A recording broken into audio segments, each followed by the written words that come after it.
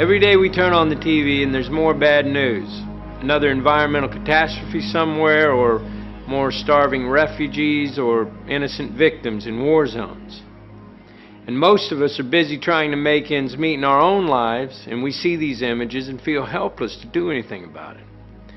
And I think the deep shame we feel about that is paralyzing, certainly one of the reasons that we turn away.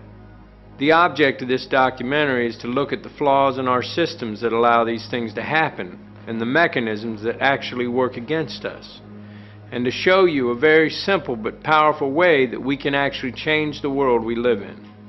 The material for this film is taken from facts available to the public and from interviews with some of today's leading thinkers. However, we do live in a world full of conspiracy theories, and all I ask is that you keep an open mind, but question everything.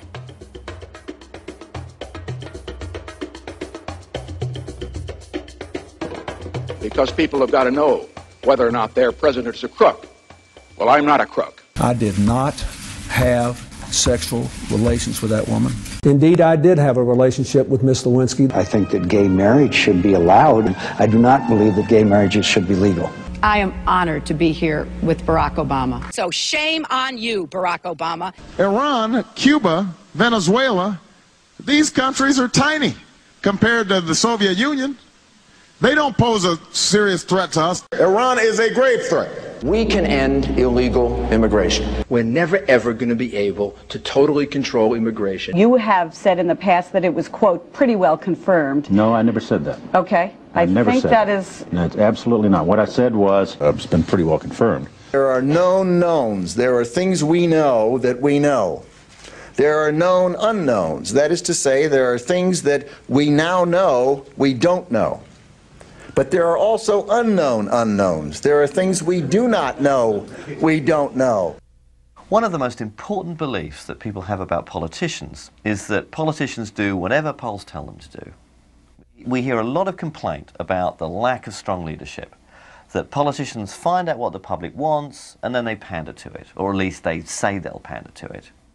Now, what this idea of the poll-driven politician creates is the impression that the political system may have all kinds of problems, but on the whole, it's responsive and accountable to the public. So, how do we explain this contradiction between the myth that politicians reflect the public and the reality that on most economic issues, they actually ignore public opinion? Media influence on public opinion has been studied for many years now. We know, for example, that the media often play what's called an agenda-setting role. Public concern about issues tends to follow media coverage of those issues, rather than any changes in the real world. The media create the impression that the American public has a real choice. You can choose Bush or you can choose Gore. The implication being that they're both very different. But on substantive budgetary or economic issues, the differences between them are really on the margins. Both leading Democrats and Republicans support a privatized healthcare system, they support corporate-backed global trade agreements, they support maintaining a Cold War defense budget, and they generally favor the interests of big business. But the media give the impression that Democrats and Republicans represent a broad range of opinion by focusing on civil liberty, non-monetary issues like gay rights or abortion, where Democrats and Republicans really do differ. And this masks the degree of elite consensus. There's a couple of completely logical reasons why our politicians are so similar. The end game for politicians is to get elected. The people who vote are, for the most part, quite moderate in their views. Both parties try to occupy that middle, moderate ground. They are simply responding to that majority in order to get elected. The second reason our politicians are so similar is much more sinister. They answer increasingly to the same master. Thank you so much. We're looking easily at the first billion-dollar presidential election. It's much bigger money than we've ever seen in a presidential election.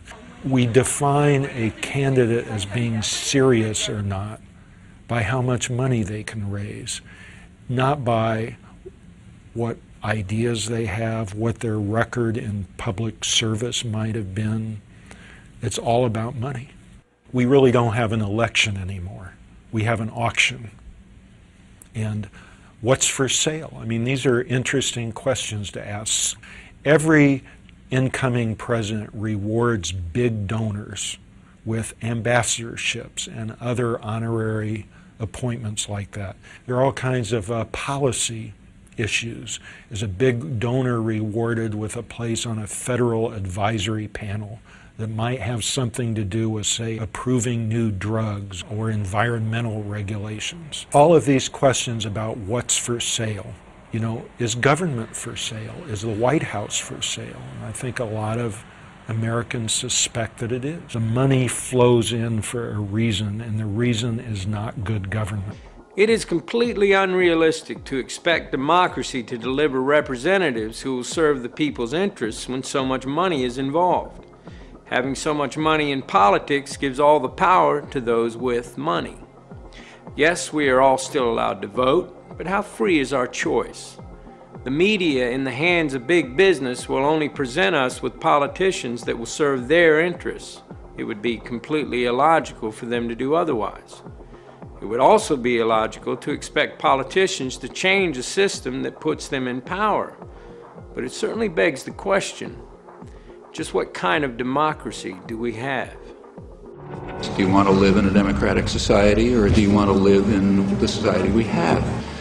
Which, remember, is not a democratic society and is not intended to be. If you take a course in political theory here, I'm sure they'll teach you that the United States is not a democracy.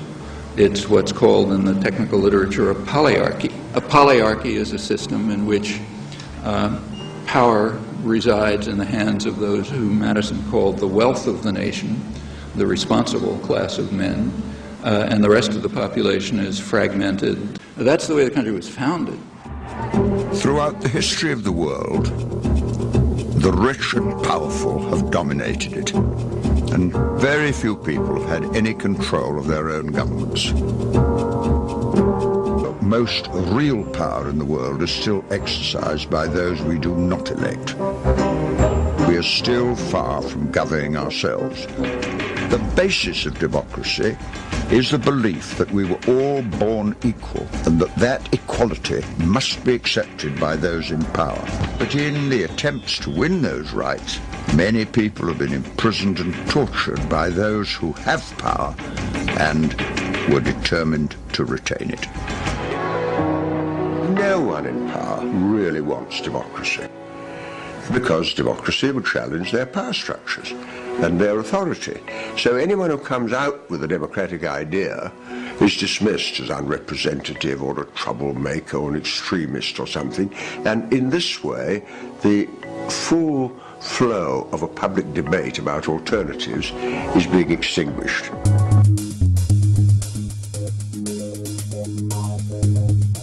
Big business is about making money. That's what big business does well.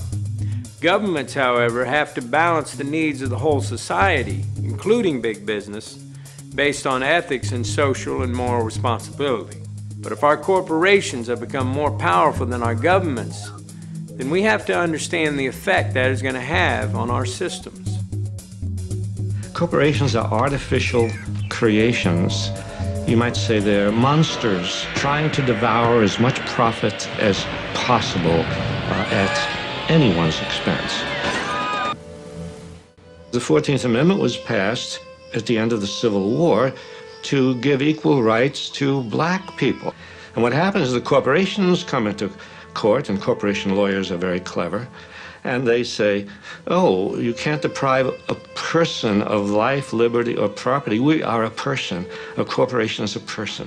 These are a special kind of persons which are designed by law to be concerned only for their stockholders and not, say, what are sometimes called their stakeholders, like the community or the workforce or whatever. I believe the mistake that a lot of people make when they think about corporations is they think, you know, corporations are like us. They have feelings, they have politics, they have belief systems.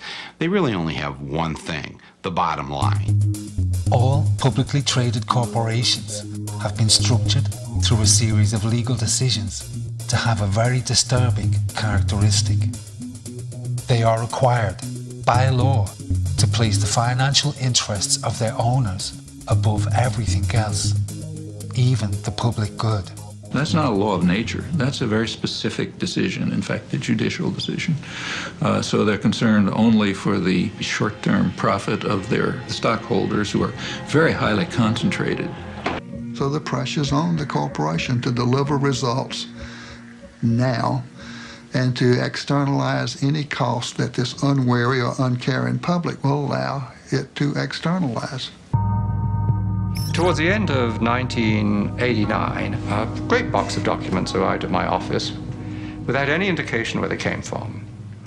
And I opened them and found in it a complete set of Monsanto files, particularly a set of files dealing with toxicological testing of cows who've been given RBGH.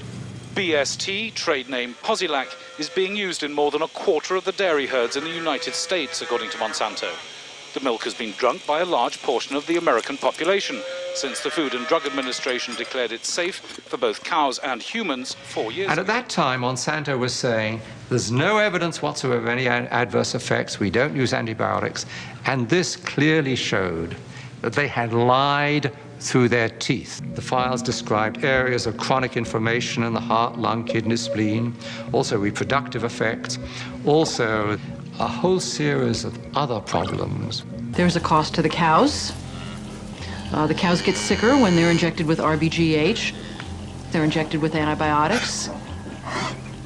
We know that people are consuming antibiotics through their food, and we know that that's contributing to antibiotic-resistant bacteria and diseases.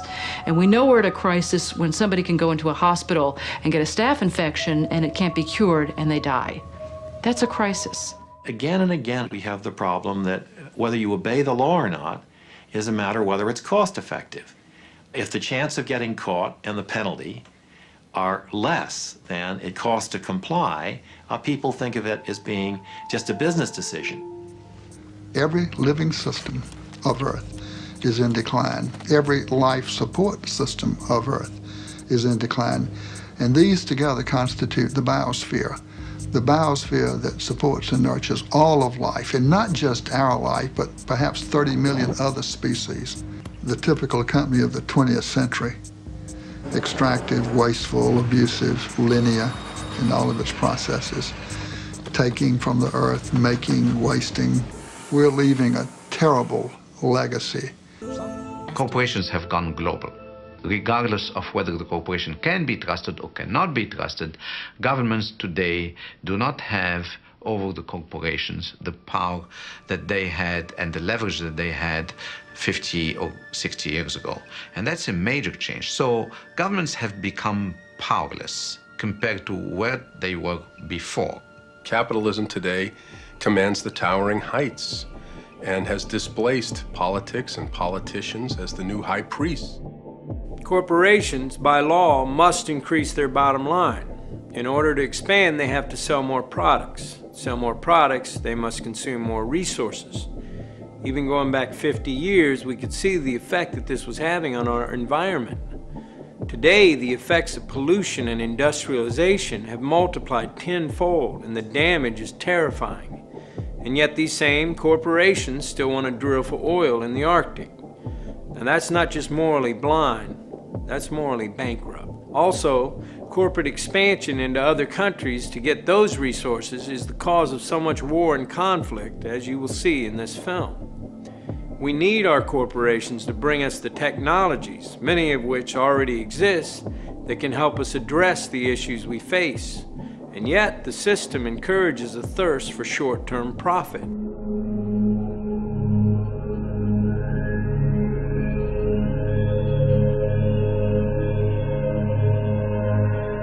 I know many of us have heard stories about powerful groups of businessmen who pull the strings of governments from behind closed doors. And so many rumors have sprung up around organizations like the Bilderbergs and the Council on Foreign Relations that it's really difficult to know what to believe. However, it is an interesting fact. The Federal Reserve Bank of the United States is not actually owned by the government. It is owned by a private banking cartel. Now, whoever these men are that can loan money to governments have to be some of the most influential men in the world, and yet we don't know who they are. Not all conspiracy theories are just theories. And the research for this film pulled up some interesting quotes.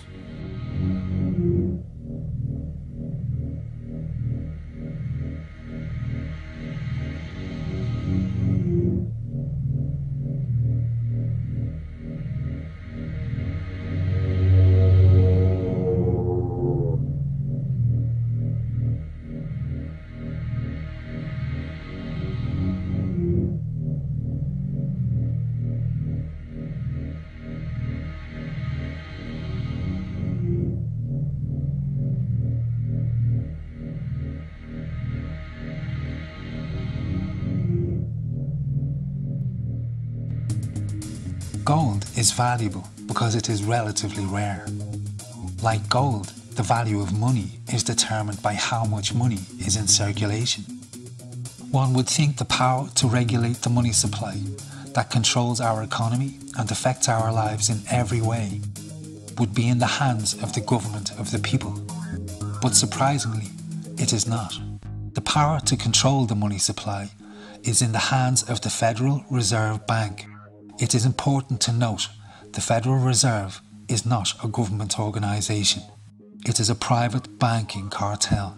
The Federal Reserve System is a banking cartel. It's no different than a banana cartel or an oil cartel or the sugar cartel. It just happens to be a banking cartel. Congress, in essence, has ceded total control of the value of our money to a secretive central bank. It's a group of very large and powerful private banking interests. Congress knows nothing of the conversations, the plans, and the action taken in concert with other central banks. The government has given it a monopoly, a virtual monopoly, to create the nation's money supply. But all these actions directed by the Federal Reserve alter the purchasing power of our money.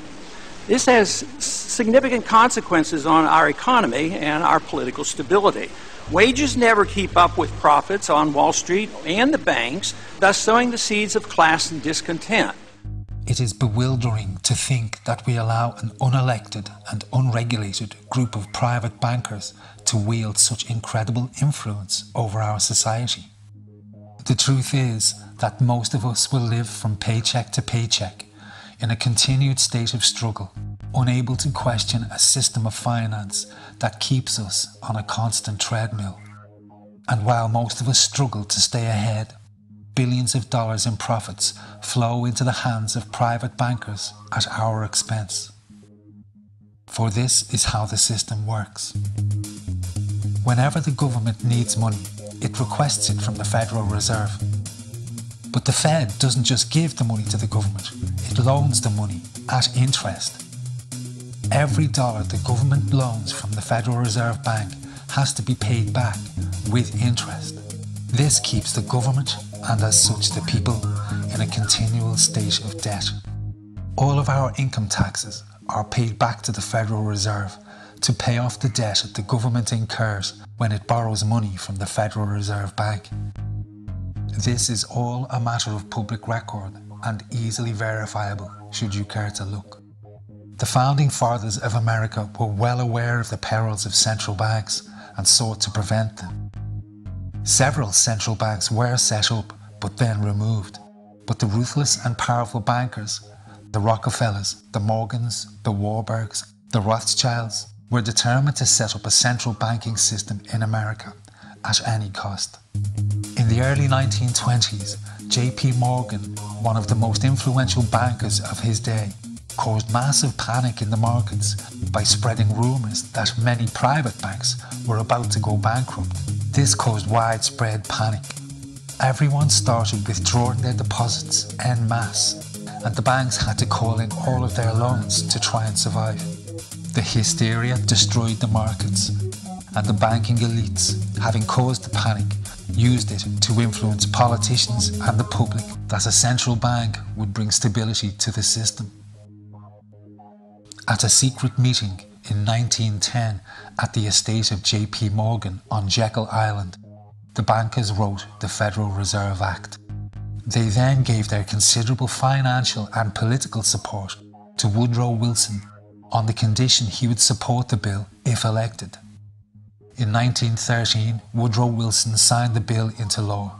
He later wrote in regret.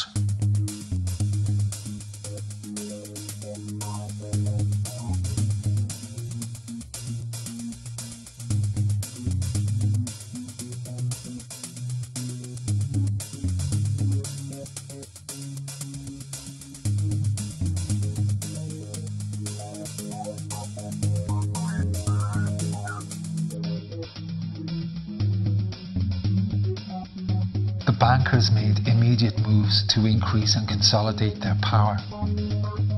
From 1921 to 1929, the banks drastically increased the money supply, making millions of loans.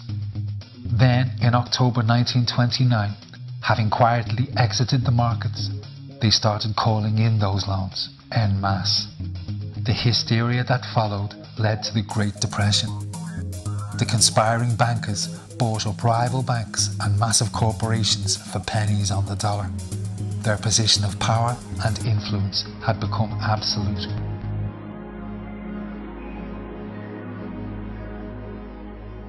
We get almost all of our information from the media. If we base our opinions on bad or biased information, then everything we believe is suspect. Political debate today is kept within very narrow boundaries, so the media can present both sides of these narrow positions and give the impression we have a free press. However, to talk about left or right-wing press is to miss a very important point. Whatever message big business wants carried with whatever slant, the media will carry that story unfailingly. Well, the title is actually borrowed from a book by Walter Lippmann, written back around 1921, in which he described what he called the manufacture of consent as a revolution in the practice of democracy. What it amounts to is a technique of control. And he said this was useful and necessary because the common interests, the general concerns of all people, elude the public. The public just isn't up to dealing with them, and they have to be the domain of what he called a specialized class. Notice that that's the opposite of the standard view about democracy. There's a version of this expressed by the highly respected moralist and theologian Reinhold Niebuhr, who was very influential on contemporary policymakers. His view was that rationality belongs to the cool observer, but because of the stupidity of the average man, he follows not reason but faith. And this naive faith requires necessary illusion. The point is that in a military state or a feudal state or what we would nowadays call a totalitarian state, it doesn't much matter what people think because you've got a bludgeon over their head and you can control what they do. But when the state loses the bludgeon, when you can't control people by force, and when the voice of the people can be heard, you have this problem. It may make people so curious and so arrogant that they don't have the humility to submit to a civil rule, and therefore you have to control what people think. 100 years ago, Sigmund Freud, famous for giving us the science of psychological analysis, suggested that the ideal of individual freedom, central to the idea of democracy, was impossible. He said our hidden desires were too dangerous. Human beings could never be allowed to fully express themselves, that we must always be controlled and would thus always be discontent. Sigmund Freud's American nephew was Edward Bernays. Bernays is almost completely unknown today, but his influence on our society is possibly much greater than Freud. Bernays took the new science developed by his famous uncle and used it to manipulate the masses. Bernays is the man who invented the profession and the term public relations. He worked for most of the major corporations and advised politicians on how to win favour with the public. Like Freud, Bernays was convinced that humans were driven by irrational forces, but by stimulating our inner desires and then sating them with consumer products, he created a new way to manage the irrational behavior of the masses. What Eddie got from Freud was indeed this idea that there is a lot more going on in human decision-making, not only among individuals, but even more importantly among groups, than this idea that information drives behavior. And so Eddie began to formulate this idea that you had to look at things that would play to people's irrational emotions. And you see, that moved Eddie immediately into a different category from other people in his field and most government officials and managers of the day who thought if you just hit people with all this factual information, they would look at that and say, oh, of course. There's a psychology of dress. Have you ever thought about it? How it can express your character? You all have interesting characters, but some of them are all hidden. I wonder why you all want to dress always the same, with the same hats and the same coats. I'm sure all of you are interesting and have wonderful things about you, but looking at you in the street, you all look so much the same. And that's why I'm talking to you about the psychology of dress. Try and express yourselves better in your dress. He had a home in the corner suite of the Sherry Netherland Hotel. And here's this wonderful suite with all these windows looking out on Central Park and across at the plaza and on the square. And he would use this place to hold a soiree. The mayor would come. All the media leaders would come, the political leaders, the business leaders, the people in the arts. I mean, it was a who's who. People wanted to know Eddie Bernays because, you know, he himself became a sort of a famous man, a sort of a magician who could make these things happen. Eddie Bernays saw the way to sell product was not to sell it to your intellect, that you ought to buy an automobile, but that you will feel better about it if you have this automobile. I think he originated that idea, that they weren't just purchasing something, but they were engaging themselves emotionally or personally in the product or service. That it's not, you think you need a new piece of clothing, but you'll feel better with the piece of clothing. That was his contribution in a very real sense. We see it all over the place today, but I think he originated the idea of the emotional connect to a product or service. Democracy, to my father, was a wonderful concept, but I don't think he felt that all those publics out there had reliable judgment, and that they very easily might vote for the wrong man or want the wrong thing, so that they had to be guided from above. You appeal to their desires and their unrecognized longings, that sort of thing. That you can tap into their deepest desires or their deepest fears and use that to your own purposes. Many influential thinkers came to believe that the public were incapable of making rational decisions, and that as such, democracy could never work. Walter Lippmann, one of the most influential political writers at that time, argued that if people were in reality motivated by irrational forces, then what was needed was control by the elites to manage what he called the bewildered herd. And this could be accomplished by using psychological techniques to control the unconscious desires of the masses. So here you have Walter Lippmann, probably the most influential political thinker in the United States, who is essentially saying that the basic mechanism of the mass mind is unreason, is irrationality, is animality. He believes that the mob in the street, which is how he sees ordinary people, are people who are driven not by their minds but by their spinal cords. The notion of kind of animal drives, unconscious instinctual drives lurking beneath the surface of civilization. And so they started looking towards psychological science as a way of understanding the mechanisms by which the popular mind works, specifically with the goal of figuring out how to understand how to apply those mechanisms to strategies for social control. Democracy, at its heart, was about changing the relations of power that had governed the world for so long. And Bernays' concept of democracy was one of maintaining the relations of power, even if it meant that one needed to sort of stimulate the psychological lives of the public. So democracy is reduced from something which assumes an active citizenry to the idea of the public as passive consumers. Driven primarily by instinctual or unconscious desires, and that if you can in fact trigger those needs and desires, you can get what you want from them. The corporations understood that to change our consumer culture from needs-based to desire-based purchasing, people must be trained to want new things even before the old had been consumed.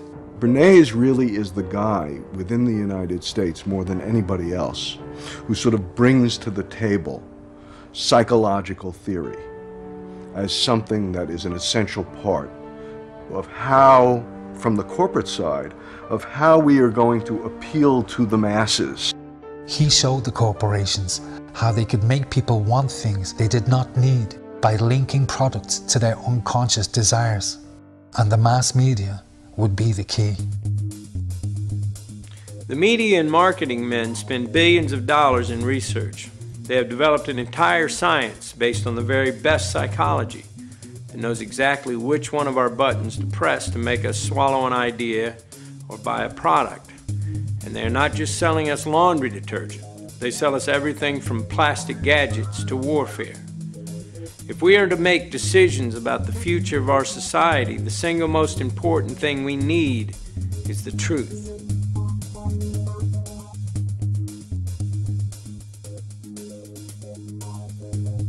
So I would like us to imagine a nightmare scenario. A powerful group of businessmen with access to the White House who control the media and who make obscene amounts of money whenever there's war. In the councils of government, we must guard against the acquisition of unwarranted influence, whether sought or unsought, by the military-industrial complex. President Eisenhower's concern about the military-industrial complex, his words have unfortunately come true. He was worried that priorities are set by what benefits corporations as opposed to what benefits the country. Lockheed Martin and McDonnell Douglas and Boeing throughout America. There are factories, there are corporations that are involved on a daily basis. We have a snapshot in time after September 11th where at least 71 companies that we were able to identify are starting to get contracts to go in Afghanistan and Iraq. All of the top 10 companies had former U.S. officials who had worked in the Pentagon or other parts of the U.S. government on their boards of directors. The Carlyle Group plays in industries and in an area that are heavily influenced by politics. My understanding is they are now the 11th or 12th largest defense contractor, a multi-billion-dollar annual enterprise with an almost obscenely high profit margin. They hire defense experts like Frank Carlucci or Frank Finelli. They hire politicians like George Bush Sr. or James Baker III. And the Iron Triangle is in some ways a uniquely American phenomenon. It's the confluence of the military, big business, and politics. I will name as the next Secretary of Defense the best qualified man in America to carry on CAP's work, Frank Carlucci. When Frank Carlucci came on board, he was coming straight from the Pentagon as Secretary of Defense. A year, 2 years later, the Gulf War hit, and everybody knows that wartime is boom time for the defense industry, and Carlyle made a ton of money. They did very, very well. They really cleaned up. After that, Carlyle said, hey, you know, having these politicians on board is pretty great. I mean, they know things that nobody else knows. They are able to predict trends in global markets, predict trends in political shifts, and in some ways, and this is the sort of the most insidious part, and if you want to be cynical about the Carlyle Group, you have to be concerned about their ability to influence these trends and actually affect change in government policy, which would positively affect their investments. If you have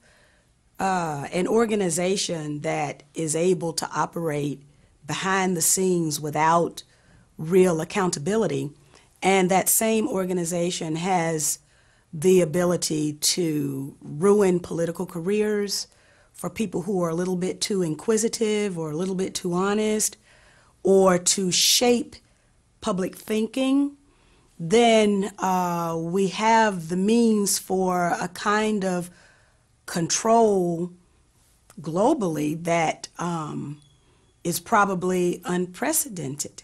So we have this problem here. This is a mysterious, immensely powerful company with virtually no scrutiny. On this February day, as this nation stands at the brink of battle, every American on some level must be contemplating the horrors of war. And yet this chamber is for the most part dreadfully silent.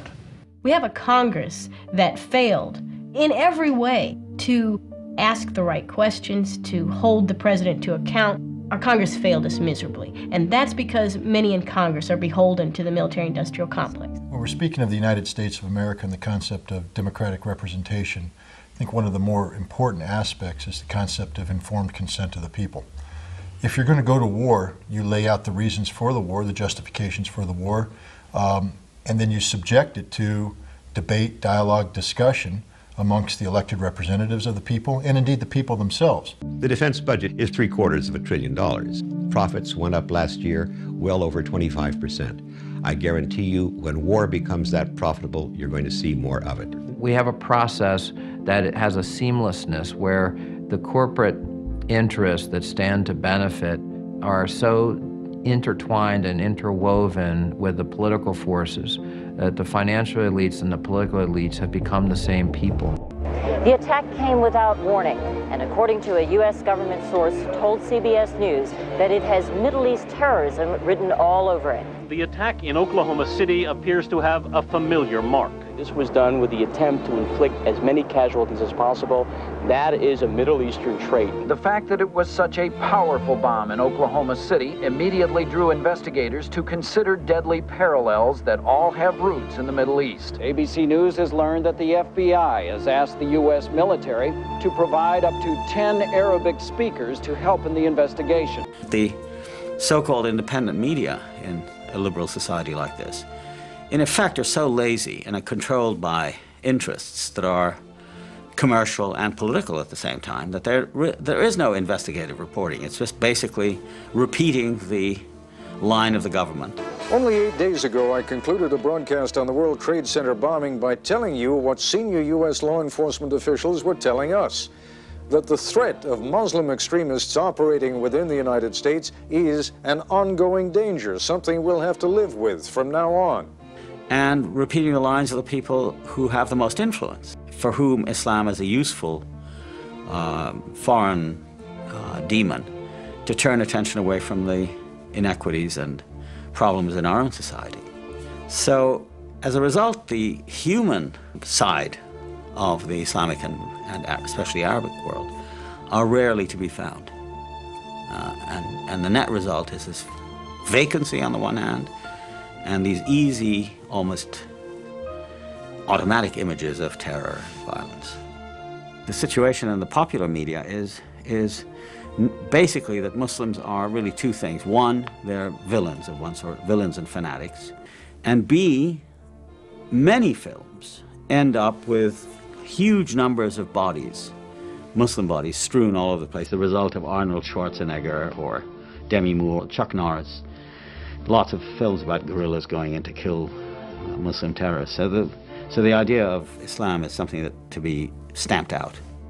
It's easy to attract attention, and certainly the media's attention, for some of the political reasons that are obvious. I mean, to discredit the Arabs, to make them seem like a threat to the West, to keep the idea around at the end of the Cold War that, you know, there are foreign devils. Otherwise, what are we doing with this gigantic military? The war with Iraq gives us a snapshot in time where we can see the effects of all these powerful influences coming together. They have weapons of mass destruction. That is what this war was about. Saddam Hussein possesses biological and chemical weapons. The fact that there are weapons there. You've heard the president say repeatedly that he has chemical and biological weapons. With the drumbeat for an attack on Iraq increasing, the Bush administration may finally have the ammunition they've been looking for. September 11th. September 11th. September 11th. September 11th. September 11th. Dangerous world. A grave new threat. There is no doubt that he is amassing them to use against our friends, against our allies. A Hollywood set designer was brought in to create a $200,000 backdrop for official war briefings. In USA Today and in the major network coverage and so forth, you have this very elaborate computer-generated graphic sort of coverage of the different U.S. Air Force and Army planes and gunships and helicopters and very snazzy weapons of all descriptions. Well, it's quite amazing. I've fallen almost in love with the F-18 Super Hornet because it's quite a versatile plane. It's not enough for us to be told to accept this war. We're really encouraged to gain some kind of vicarious pleasure from it.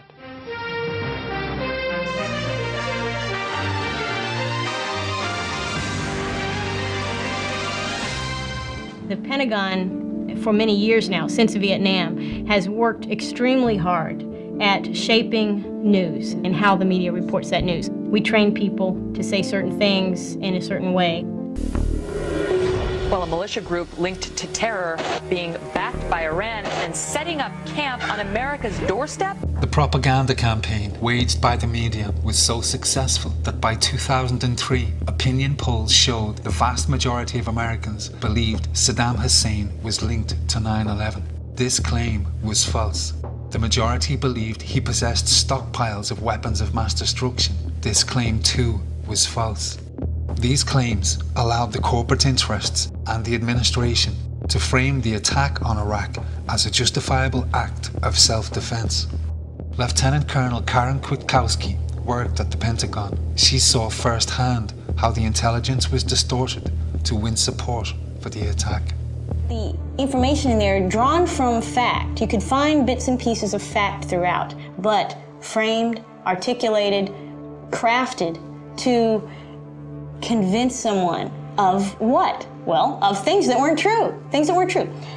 9/11, Al-Qaeda related to Saddam Hussein, possibly some involvement there. The very things that a year later, President Bush himself denies and feigns his surprise. I don't know why everybody thinks that. We've had no evidence that Saddam Hussein was involved with the September the 11th. Well, I worked in a place where they concentrated on preparing this storyline and selling it. But what they're trying to do is have an Iraq that is a friend to us, not an Iraq that is liberated. This is total bogus. We never intended to liberate the Iraqi people.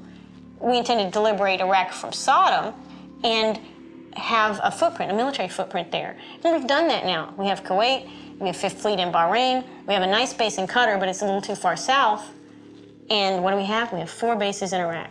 Beautiful bases. We can hit Syria, we can hit Iran, we can keep tabs on Afghanistan. There's all kinds of things we can do from those bases. The larger picture is being driven by the fact that we're about to hit peak oil worldwide, that there's this sort of emerging global competition between us and China. There's the ongoing economic rivalries between us and Europe. And so Southwest Asia becomes geopolitically a linchpin. The idea that any of the motives that brought us in would have sufficed to get us in if there was no oil in Iraq does not persuade me. The pretext, that is the excuse for going in Afghanistan was about terrorism and Osama bin Laden. In Iraq, it's about weapons of mass destruction and Saddam Hussein.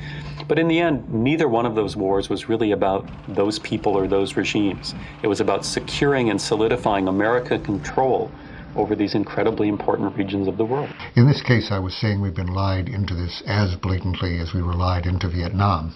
And I was saying that a year ago, that is in the fall of 2002, at a time when we did not know that how much they were hyping the evidence or exaggerating the evidence for WMDs, for weapons of mass destruction. To say that in that world that Saddam Hussein, after 10 years of sanctions and the Gulf War, was any threat at all was basically absurd.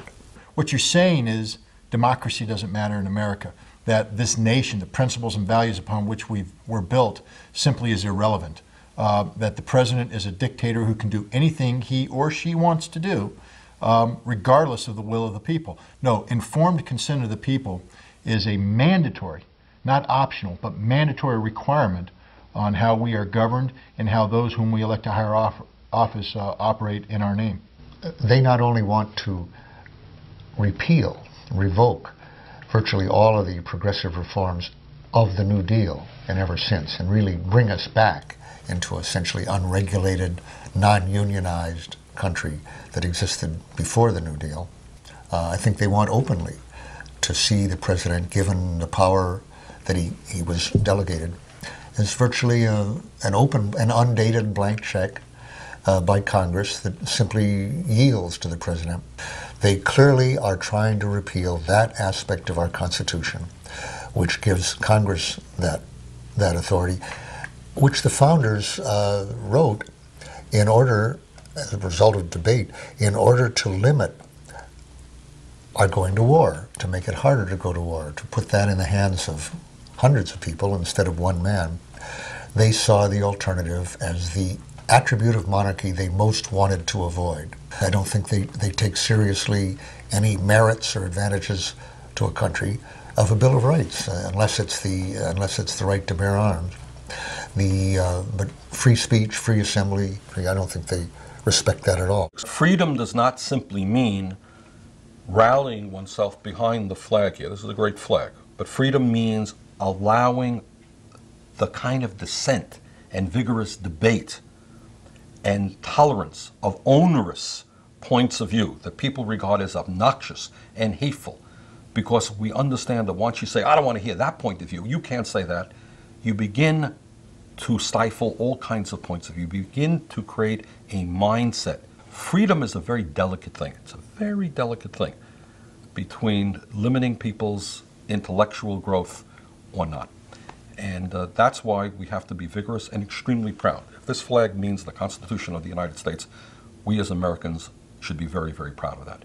And we should do everything that we can to fight those people who, for political reasons, are trying to limit basic freedoms in America.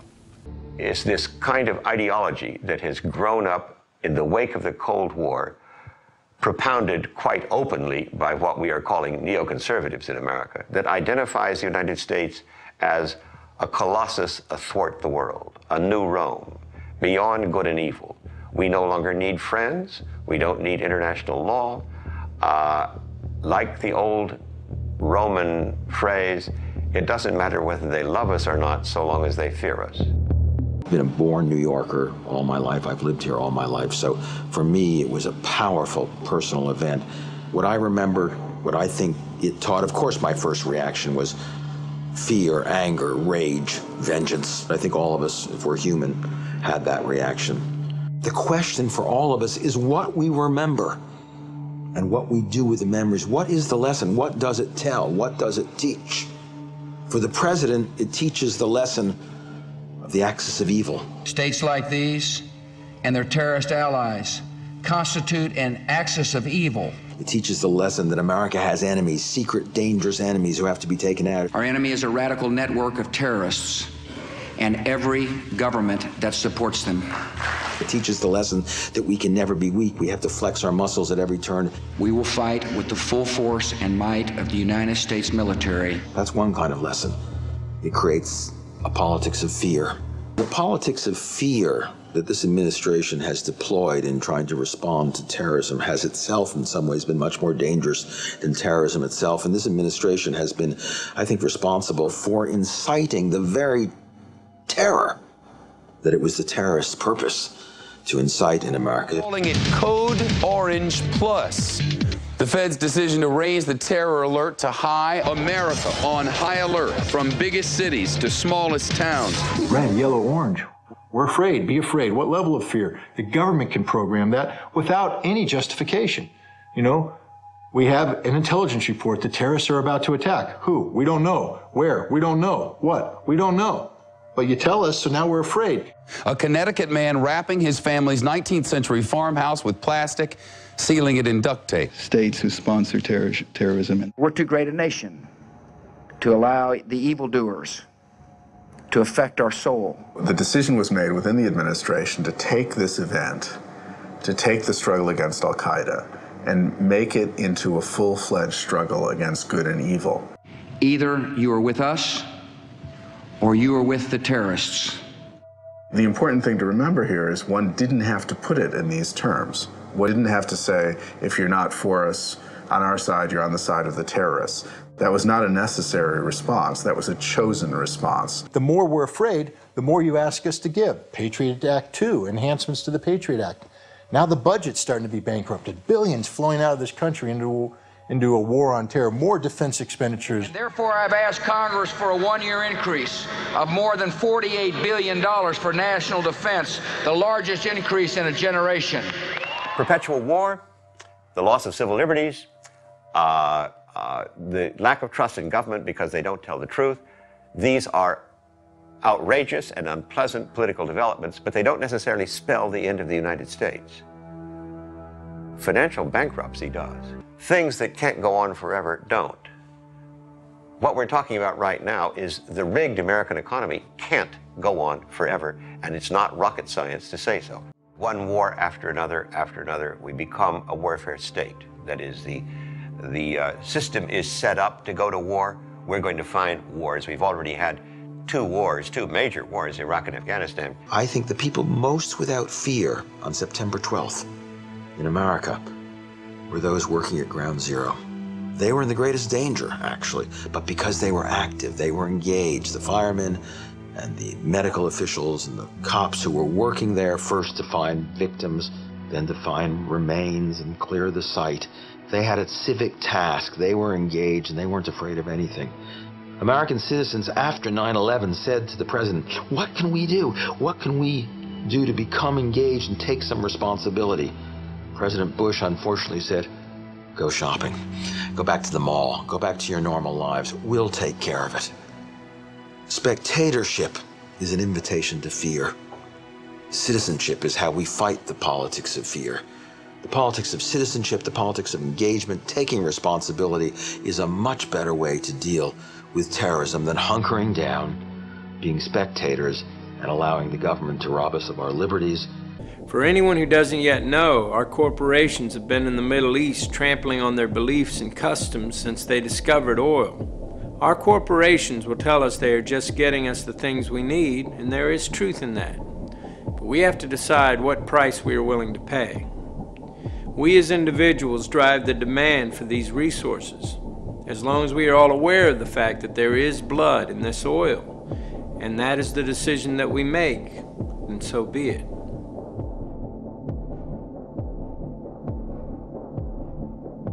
It's completely understandable that people bury their heads in the sand, and if we don't look too closely, life doesn't seem too bad in many areas of the world. But that is going to change, and there are some logical outcomes to the way this system works that will affect every one of us. I was invited to Washington, D.C. to attend this meeting that was being put together by the National Security Agency called the Critical Thinking Consortium. I remember standing there in this room and looking over on one side of the room, and we had CIA, NSA, DIA, FBI, Customs, Secret Service, and then on the other side of the room we had Coca-Cola, Mobil Oil, GTE, and Kodak. And I remember thinking, I am like in the epicenter of the intelligence industry right now. I mean, the line is not just blurring, it's just not there anymore. And to me, it spoke volumes as to how industry and government were consulting with each other and working with each other. An initial news report in the Army Times newspaper last month noted, in addition to emergency response, the force, quote, may be called upon to help with civil unrest and crowd control. Did this surprise you? It did. It surprised me also that Northcom itself was involved in intelligence sharing with local police officers in St. Paul. I mean, what in the world is Northcom doing looking at what some of the protesters are involved in? And you had infiltration up there too. But what we have going on in this country is we have infiltration and spying that goes on not only at the, well, all the way from the campus police practically, Amy, up to the Pentagon and the National Security Agency. We're becoming a police state here. Right now, as we talk, the 4th and 6th Amendments to the Constitution, to the Bill of Rights, are dead letters. Both of these bills were written into the Constitution by the Founding Fathers in order to protect the people of America from the government of America. Right now, the right to freedom of speech, the right to free assembly, and the right to a fair trial are no longer protected by law. The result of the Patriot Act, the Military Tribunal Act, and many other bills written in the name of Homeland Security is that almost any action, speech, or protest against the government can be construed legally as terrorism. Your home can be searched secretly without a warrant. You can be arrested with no charges revealed to you. You can be detained indefinitely and tortured without any protection under the law. In 2005, Congress passed the Real ID Act. Soon, we will be required to carry ID cards by law. There are plans to equip these cards with RFID tracking chips that will be able to track your every move. These tracking chips are already in all new passports. Many believe this will eventually lead to the implanted chip, which is already being used in many places in our society. We have a Florida family who are really pioneers in a brave new world. They have volunteered to be the first ever to have microchip identification devices implanted into their body. After 9/11, I was really concerned with the security of my family. I wouldn't mind having something planted permanently in my arm that would identify me. It is not difficult to see a future where we are all locked in to a monitored control grid, where every move and all transactions will be tracked, monitored and recorded. And if anyone gets out of line, they can just turn off their chip. Could the sense of fear and isolation prevalent in our society allow us to accept totalitarian measures of this nature? And if we become scared enough, might we not even demand them? Has our sense of fear and division detached us from reality? It is not too difficult to imagine that many of our fears are manufactured for us. History shows us that many in power have used fear to manipulate societies. And there are those who would benefit from a totalitarian world government. This is Aaron Russo, a former politician. Next to him is Nicholas Rockefeller, of the Rockefeller banking family. After a long friendship, Aaron Russo eventually ended their relationship, appalled at what he had learned of the Rockefellers. So he said to me one night, he said that there's going to be an event there, and out of that event, you're going to see, we're going to go into Afghanistan, so we run pipelines from the Caspian Sea, we're going to go into Iraq to take the oil and establish a base in the Middle East, and we're going to go into Venezuela and try and get rid of Chavez. And the first two they've accomplished, Chavez they didn't accomplish, and he said you're going to see guys going into caves looking for people that they're never going to find. You know, he was laughing about the fact that you have this war on terror. There's no real enemy. He's talking about how by having this war on terror, you can never win it because it's an eternal war, and so you can always keep taking people's liberties away. And I said, how are you going to convince people that this war is real? He says, but the media can convince everybody it's real. I mean, you know, it's just that you keep talking about things, you keep saying it over and over and over again, and eventually people believe it. You know, you created the Federal Reserve in 1913 through lies. You create 9/11, which is another lie. Through 9/11, then you're fighting a war on terror, and now all of a sudden you go into Iraq, which is another lie, and now they're going to do Iran. You know, and it's all one thing leading to another, leading to another, leading to another. Now, I would say, what are you doing this for? What's the point of this thing? You have all the money in the world you ever want. You have all the power. I said, you know, you're hurting people. It's not a good thing. And he would say, what do you care about the people for? Take care of yourself and you take care of your family. And then I said to him, what are the ultimate goals here? He said, the ultimate goal is to get everybody in this world chipped with the RFID chip and have all money be on those chips and everything on those chips. And if anybody wants to protest what we do or violate what we want, we just turn off that chip.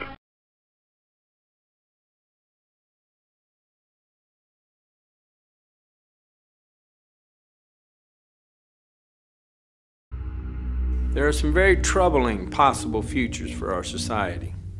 Climate change will displace millions of people, and we'll hit peak oil in 2015. Thereafter, the price of oil will skyrocket. So we'll see supply decrease, and we'll see prices of basic foods and every basic commodity spiral upwards. Our current world population is just under 7 billion, and that figure will double approximately every 35 years. So take a look at where you live. Try to imagine double the amount of people, twice the demand for resources, double the amount of pollution. Massive changes are coming whether we like it or not. I'm not a politician. I'm not looking for your vote, so I can give it to you straight. This system cannot continue. So who will make the decisions about who gets food to eat, or who goes hungry, or who gets water to drink, and who goes without? Because the idea of allowing mindless corporations or wealthy elites to make decisions about population control is terrifying. The great heroes of our times, people like Gandhi and Martin Luther King, incredible though they were, could not create change on their own. Only the will of the people can do that, and together we can accomplish anything.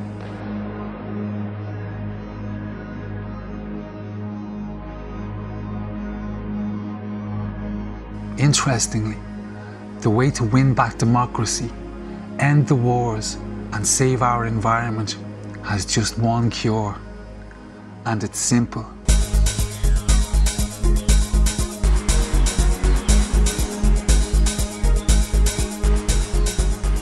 We live in a capitalist system. Everything we do is based on the exchange of money.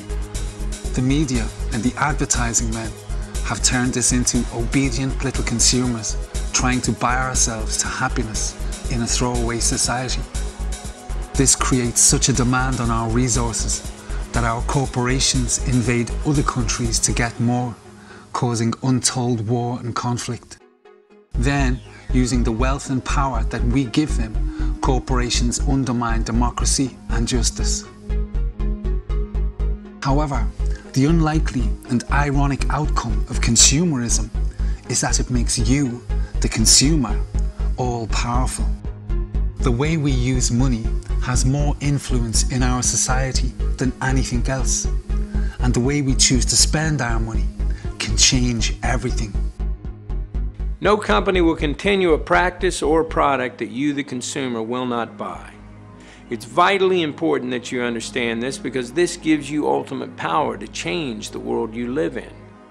Companies are extremely sensitive about you buying their products, because if you don't buy their stuff, they go out of business. That's not something any company is willing to consider. And by choosing to spend your money wisely, you can promote those companies that do business in a socially responsible way. Without saying a word, you will have sent a clear message that they simply cannot ignore. It will be heard, heeded, and acted upon, guaranteed. This is real power. For example, if a company pollutes the environment or uses bad business practices, if you don't buy their stuff, they will change. If you don't want food with chemicals or GMOs in it, then don't buy it. Basic foods and cleaning products make up 70% of our weekly purchases. This drives the agriculture and chemical industries that have a massive effect on our environment. If we can start making the right choices about these simple everyday purchases, we can save our environment. We've got into the habit of buying junk fast foods that have no actual food in them. We buy gallons of poisonous household cleaners when one degradable soft soap will do. We are poisoning our homes and wasting our hard-earned money for no good reason. Why? Because the advertising industry tells us to. They just want you to buy stuff. The car is the single biggest drain on the Earth's resources. Just about every mineral, every chemical, and every metal known to man goes into the manufacture of our cars. The gasoline engine is inefficient and poisons our environment. The car, as it is today, cannot be sustained. It is up to us to drive the demand for clean, efficient vehicles. Do not underestimate the power of that dollar bill in your pocket. The way you spend that dollar already affects economies and lives around the world. Spent wisely, it can fix every problem known to man. The minute we start taking responsibility and spending our money wisely, every politician, every corporation, and leader around the world is going to know that we have woken up. And that is the most important point in this film. All of the abuse in our system happens because we just roll over and take it. But when we get involved and start making the right decisions, everything changes. Our consumer choices are the easiest way for us to get involved in a very meaningful and powerful way. But the issue is our involvement. You and I taking responsibility, you and I demanding the truth, learning the facts, and making our decisions accordingly. there are serious decisions to be made about the future of our society. Because there are so many of us and population levels are rising all the time, we have to drastically reduce our demand for every consumer product. Breaking the habits of a lifetime won't be easy. Retooling industry and maintaining balance in our markets and economies is a massive undertaking. But we can address all of these questions. You have the power to deny profits to offending corporations and support those who maintain good practices. You can express the concerns you hold dear and herald a new beginning at every level of our society. This is the 21st century. If we use our resources wisely, there's no reason why anyone shouldn't have what they need. There's no reason whatsoever why people are still starving to death on our planet. And the common man or woman, whether they are Israeli or Palestinian, Protestant or Catholic or Iraqi or American, the common man just wants to live in peace and justice in a clean environment. When we look around the world and we see that that is not the case, we know that the will of the majority is not being listened to. That's the first sign that our system is broken. Government won't make these changes for us. Yet again, it is down to the common man. Please don't just watch this movie and turn away. We can fix this system. Go to the website, take that first step towards an incredible future for all of us. Thank you for watching.